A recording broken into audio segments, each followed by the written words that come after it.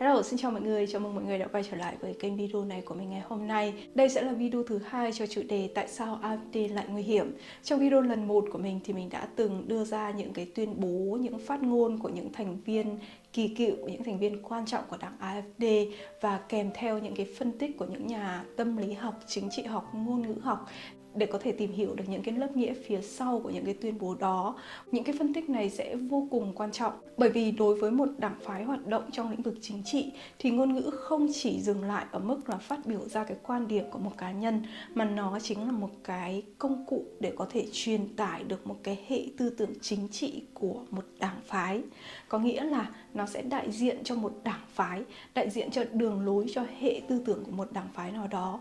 Trong video ngày hôm nay thì chúng ta sẽ tìm hiểu hai cái vấn đề tiếp theo liên quan tới AfD. Điều đầu tiên đó là những cái bê bối về tài chính của AfD trong cái quá trình hoạt động của họ. Và điều thứ hai đó là những cái đường lối, những chính sách mà AfD theo đuổi theo hướng là thân Nga và phản đối EU, phản đối NATO. Trước khi bắt đầu cái video này của mình thì mình mong là mọi người sẽ dừng lại một vài giây để đọc cái phần tuyên bố miễn trừ trách nhiệm của mình.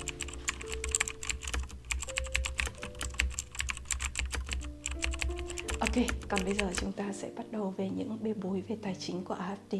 Để tồn tại và phát triển thì bất kỳ một tổ chức hoặc một cá nhân nào cũng đều cần phải có nguồn tiền để duy trì cái hoạt động của mình.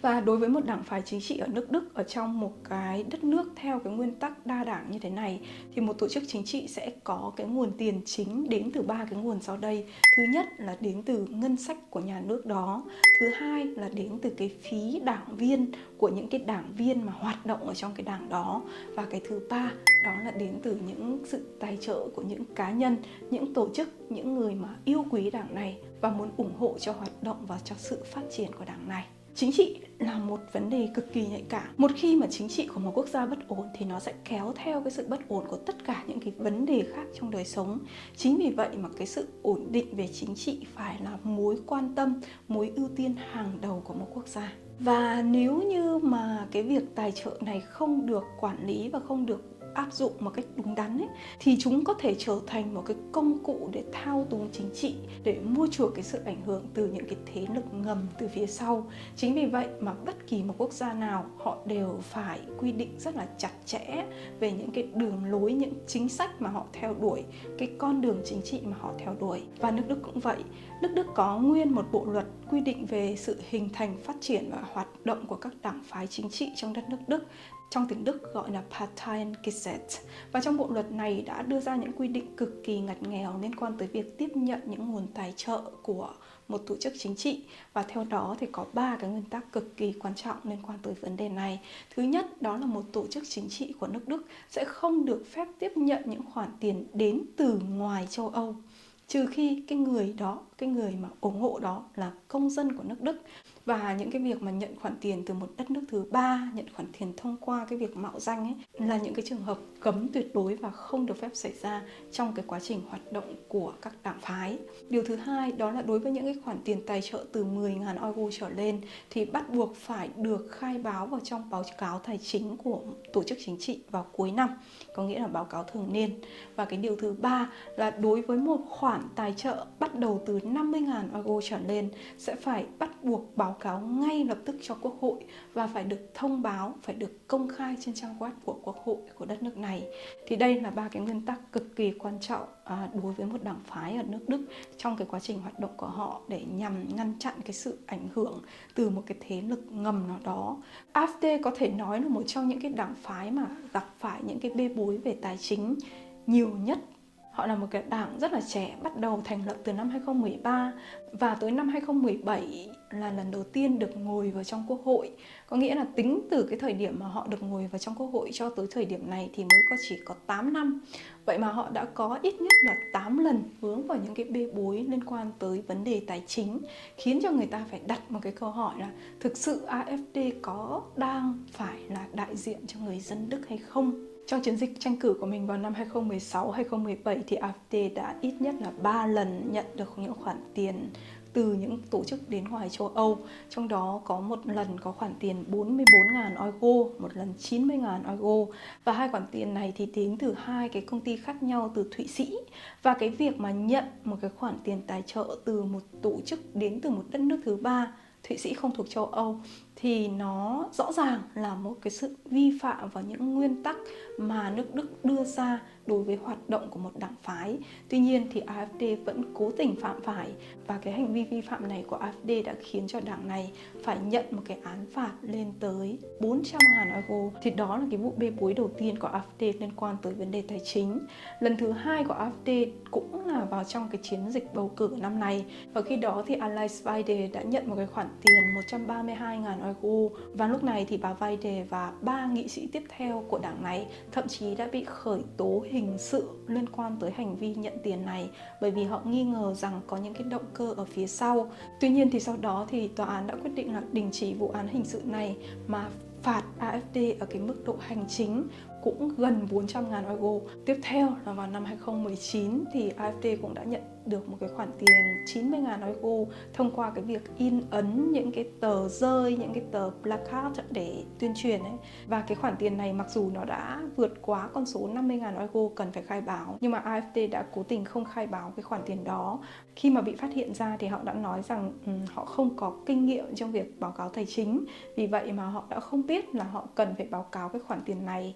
Tuy nhiên thì sau đó thì AfD cũng đã nhận được một cái án phạt từ phía tòa án hành chính của Berlin với một cái án phạt là 269.400 euro. Ngoài ra thì cũng có một số những cái bê bối khác liên quan tới những thành viên cấp cao của AfD. Trong đó có ông Alexander Gauland là người đồng sáng lập ra đảng AfD. Vào năm 2020 thì ông Gauland thậm chí đã bị tước cái quyền miễn trừ nghị viện để phục vụ cho cái công tác điều tra về hành vi gian lận trốn thuế của ông. Cái sự việc này được diễn ra trong cái bối cảnh là một số những cái thành viên cao cấp khác của AfD cũng đang bị điều tra về cái hành vi rửa tiền và tiếp nhận tiền tài trợ một cách trái pháp luật. Nó đã làm gia tăng lên những cái nghi ngờ lên đảng AfD là liệu những cái thành viên cao cấp như vậy họ còn có những cái bê bối liên quan tới chính trị và có những cái sự không công khai, không minh bạch trong cái nguồn tiền của mình, thì cả một cái tổ chức, cả một cái đảng như vậy, những cái tôn chỉ của họ thì họ có thực sự là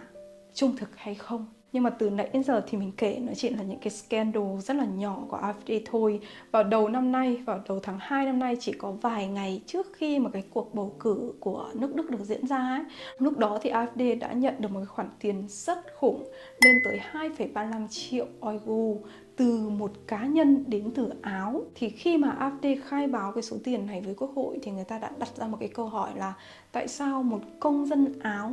không có cái mối liên hệ gì với những đảng phái chính trị của nước Đức mà lại có thể bỏ ra hàng triệu euro để ủng hộ cho một đảng chính trị ở nước Đức. Và khi đó thì nước Đức đã mở cái cuộc điều tra để điều tra về khoản tiền này. Cho tới thời điểm này, khi mà mình đang làm cái video này thì chưa có một cái kết luận chính thức từ phía tòa án. Tuy nhiên thì với những cái kết quả điều tra ban đầu, người ta đã phát hiện ra rằng đây là một cái giao dịch ảo,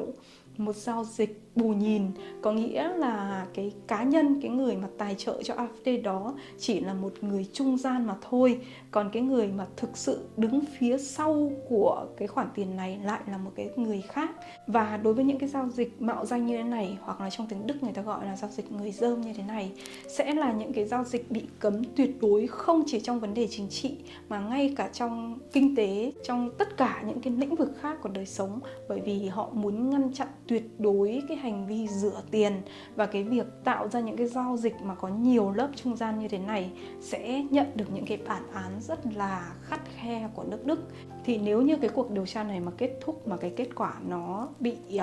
bất lợi cho AfD ấy, thì AfD sẽ phải đối mặt với một cái khoản phạt lên tới 7 triệu euro, một con số cực kỳ lớn. Và nếu như AfD mà phải trả cái khoản tiền 7 triệu euro này, nó sẽ ảnh hưởng cực kỳ lớn tới cái quá trình hoạt động của AfD. Nó không chỉ ảnh hưởng tới tài chính mà nó còn là một cái sự mất niềm tin rất là nghiêm trọng của những cử tri lên đảng AfD, bởi vì nó rõ ràng để nói rằng cái đảng này mặc dù đang chiếm được rất là nhiều cái cảm tình của người dân như vậy, nhưng mà họ có những cái việc thiếu minh bạch, thiếu công khai như thế này, thì người ta phải đặt ra một cái câu hỏi là thực sự không biết là họ đang hoạt động cho ai. Thì đó là một số những cái trường hợp tiêu biểu liên quan tới những bê bối về tài chính của AfD. Ngoài ra thì vào đầu năm 2024, AfD cũng đã gặp phải một cái scandal vô cùng lớn. Trợ lý của Maximilian Krah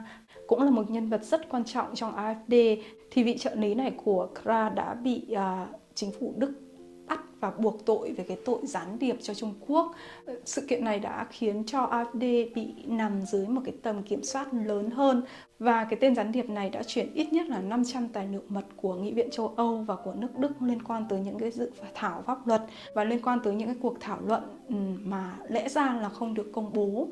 Và hiện tại thì ông Krah cũng đang nằm dưới cái sự kiểm soát rất là ngặt nghèo, bởi vì ông cũng vướng phải một số những cái tình nghi liên quan tới việc tiếp nhận nguồn tài trợ một cách trái pháp luật và liên quan tới tội rửa tiền. Thì những cái vụ bê bối về tài chính với một cái tần suất rất là dày như thế này, nó đã nói lên được rằng AfD và cái sự không trung thực của họ, nhất là trong cái bối cảnh mà AfD ngày càng chiếm được những cái sự cảm tình, sự ủng hộ của người dân như cái thời điểm hiện tại, thì những cái bê bối này không thể bị xem nhẹ được nữa. Bởi vì lúc này thì nó đã phần nào nói lên là cái bộ máy hoạt động của AfD nó có phần nào đó thiếu minh bạch, phần nào đó không rõ ràng và phần nào đó thiếu trung thực, không phù hợp với pháp luật của đất nước Đức và cũng không phù hợp với cái con đường dân chủ mà đất nước Đức đang theo đuổi. Một đảng phái chính trị, dù đó là cực hữu, cực tả hay ôn hòa, thì cái mục đích cuối cùng của họ là giành được nhiều quyền lực hơn, có sức ảnh hưởng về chính trị nhiều hơn, để có thể tham gia vào những cái quyết định quan trọng của một đất nước, để có thể thay đổi những chính sách của đất nước theo đúng cái tư tưởng, theo đúng những cái chiến lược của họ. Và dù có thích hay là ghét AfD thì chúng ta cũng phải trả lời cho một câu hỏi là nếu như một ngày nào đó AfD lên nắm quyền, đất nước Đức sẽ đi về đâu? Những chính sách của họ là gì? Những đường lối mà họ theo đuổi là gì? Thì liên quan tới cái chủ đề là những cái đường lối mà AfD theo đuổi thì mình đã từng làm một cái video trong cái khuôn khổ cái chương trình bầu cử vào năm 2025 này. Mọi người cũng có thể theo dõi thêm. Mình sẽ không nhắc lại những cái nội dung này trong cái video ngày hôm nay nữa. Điều mà mình muốn nhấn mạnh và tập trung vào trong cái video ngày hôm nay đó là một cái thực tế rằng những đường lối, những chính sách ngoại giao mà AfD hiện tại đang theo đuổi đang đi ngược lại với những đường lối mà nước Đức, mà chính phủ Đức đã theo đuổi trong hàng thập kỷ qua. Nói một cách cụ thể thì nước Đức bây giờ đang ủng hộ châu Âu, ủng hộ NATO, đang ủng hộ Ukraine trong cái công cuộc giành độc lập của họ và phản đối Nga, phản đối lại những cái cuộc chiến mà Nga bây giờ đang theo đuổi. Tuy nhiên thì AfD lại ở một cái trường phái hoàn toàn ngược lại. Họ kêu gọi đất nước Đức phải thoát khỏi hệ thống Liên minh châu Âu. Họ kêu gọi nước Đức phải dùng riêng cái đồng tiền của mình. Họ kêu gọi chấm dứt hoàn toàn cái sự hỗ trợ lên Ukraine. Và hơn hết, họ kêu gọi rằng phải quay trở lại, kết nối lại, thân lại với Nga, nối lại cái đường dầu khí giữa Đức và Nga để có thể lấy lại cái nguồn nguyên liệu giá rẻ. Và chính cái sự đối lập hoàn toàn này nó đã khiến cho chính phủ Đức, khiến cho cơ quan bảo vệ hiến pháp liên bang đã không coi AfD là một đảng phái đối lập bình thường nữa, mà nó có một cái sự đe dọa lên nền dân chủ, lên những con đường mà đất nước Đức đang theo đuổi. Một trong những chính sách mà AfD theo đuổi nhận được rất là nhiều sự chỉ trích từ những nhà kinh tế học, những nhà chính trị học, đó là lời kêu gọi thoát khỏi hệ thống Liên minh châu Âu. AfD đã rất nhiều lần chỉ trích rằng khối Liên minh châu Âu đang là một cái khối tổ chức rất là quan liêu, rất là tốn kém và chỉ mang lại những gánh nặng kinh tế lên cho đất nước Đức mà thôi. Tuy nhiên, nếu mà cái điều này nó mà thực sự nó xảy ra, có nghĩa rằng nếu như một ngày nào đó AfD lên nắm quyền và họ quyết định rằng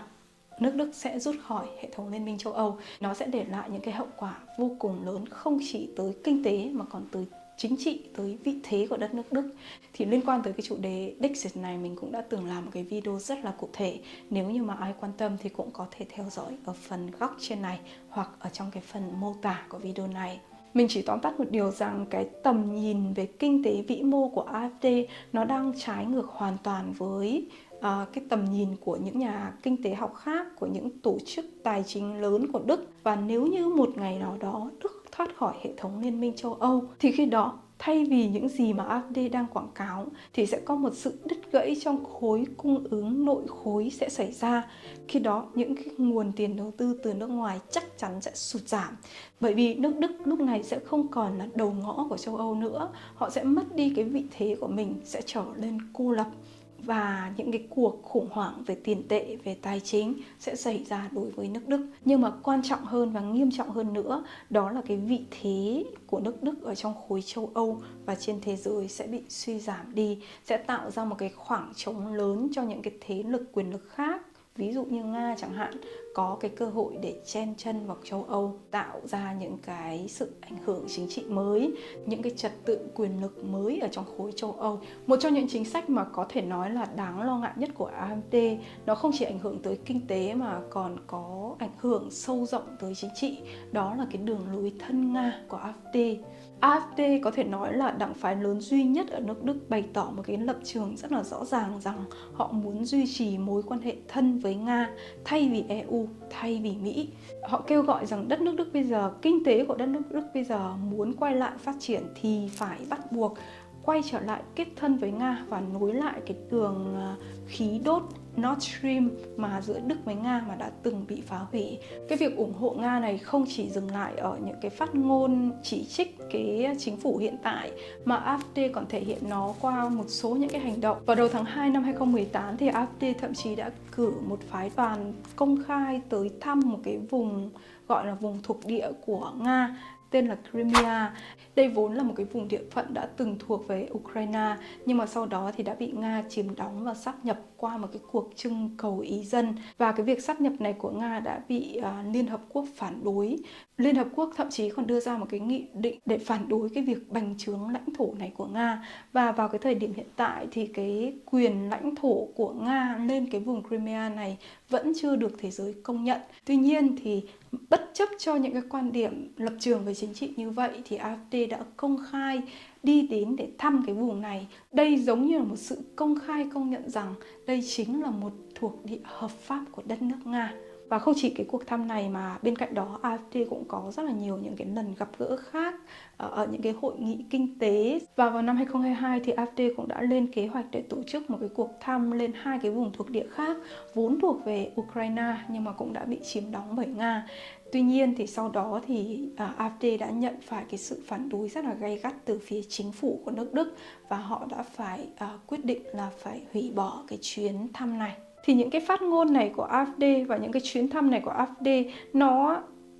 nó không đơn thuần là một cái chuyến thăm bình thường mà nó là đại diện của một đảng phái đến từ phía Đức, trong khi phía chính phủ Đức, trong khi phía châu Âu lại đưa ra những cái quan điểm chính trị cứng rắn hoàn toàn khác. Thì cái sự mâu thuẫn này nó đã phần nào làm xói mòn đến cái sự uy nghiêm của chính phủ nước Đức, khi mà chính phủ của một quốc gia thì tuyên bố như vậy nhưng mà đảng phái của quốc gia đó lại đi theo một cái đường lối hoàn toàn khác. Và những cái việc này thì nó phần nào trực tiếp hoặc gián tiếp đã công nhận cái sự bành trướng bất hợp pháp của phía Nga, bất chấp rằng những cái việc xâm lược, những việc bành trướng lãnh thổ của Nga này nó đã vi phạm nghiêm trọng về nguyên tắc luật quốc tế và tất nhiên là cũng vi phạm cả quyền con người. Một trong những cái nguyên nhân khiến cho nền kinh tế Đức bị rơi vào tình trạng suy thoái như thời điểm hiện tại, đó là họ đã quyết định ngừng nhập nguồn dầu giá rẻ đến từ phía Nga. Nước Đức trước thời điểm năm 2022 là một trong những nước mà có cái sự phụ thuộc dầu lớn nhất trong EU từ phía Nga, khi mà có tới 35% lượng dầu thô và 55% lượng khí đốt của đất nước Đức được nhập khẩu trực tiếp từ phía Nga. Và một số những cái nhà máy lọc dầu lớn ở nước Đức thậm chí còn phụ thuộc 100% nguyên liệu từ phía Nga. Chính vì vậy khi mà Đức đưa ra cái quyết định rằng họ sẽ trừng phạt kinh tế lên Nga, chấm dứt cái việc nhập dầu từ phía Nga, nó cũng giống như một cái đòn kinh tế lên chính cái nền kinh tế của quốc gia mình. Nó là một cái quyết định không hề dễ dàng. Tuy nhiên thì chính phủ của đất nước Đức đã chấp nhận điều này, chấp nhận rằng nền kinh tế sẽ bị ảnh hưởng trong một khoảng thời gian nhất định để chấm dứt sự phụ thuộc của mình vào phía Nga và để lên tiếng phản đối về cái hành vi xâm lược, hành vi bành trướng lãnh thổ của Nga. Thì AfD đã tận dụng cái cuộc khủng hoảng năng lượng này để tuyên truyền mạnh mẽ rằng các biện pháp trừng phạt đối với Nga là vô nghĩa và nước Đức cần phải chấm dứt ngay lập tức việc tài trợ cho Ukraine và quay trở lại kết thân với Nga để có thể có nguồn điện, nguồn dầu giá rẻ để phục vụ cho người dân. Và nếu như mà AfD chỉ đơn thuần là một cái đảng đang phản đối những chính sách ngoại giao này của chính phủ của họ thì điều đó cũng không có gì là sai trái, bởi vì bất kỳ một công dân nào cũng có quyền lên tiếng để phản đối về những chính sách mà quốc gia của họ đang theo đuổi. Tuy nhiên thì trong cái việc mà tuyên truyền như thế này, AfD đã rất là nhiều lần chỉ trích phía chính phủ của nước Đức. Họ gọi nước Đức, chính phủ của nước Đức là tay sai của nước Mỹ. Họ nói rằng Berlin bây giờ đã không có quyền tự quyết nữa mà là một kẻ bù nhìn của Washington. Thì đây chính là một cái bẫy chính trị nguy hiểm. AfD đã nhiều lần khẳng định và tiêm những cái suy nghĩ này vào người dân để làm cho cái lòng tin của người dân lên cái chính phủ đương thời của họ bị suy thoái đi. Và qua cái việc mà ví đất nước Đức là tay sai của đất nước Mỹ như thế này, nó đã phủ nhận hoàn toàn những cái nỗ lực của Đức trong cái việc tạo những đồng minh, những liên minh để có thể tăng cường cái sức mạnh của mình. Những gì mà AfD đang phản biện, họ không chỉ đơn giản là phản đối lại một chính sách kinh tế, mà họ đang kích động cái sự mất niềm tin của người dân vào chính phủ đương thời. Và lâu dần sẽ làm phân cực xã hội và lâu dần sẽ làm xói mòn những cái mối quan hệ liên minh mà Đức đã dày công xây dựng. AfD trong những trường hợp này họ đã không đưa ra những cái giải pháp dài hạn thực sự, mà những gì mà họ đang làm đó là tận dụng vào những cái cảm xúc ngắn hạn của người dân để tuyên truyền một cái đường lối hoàn toàn khác.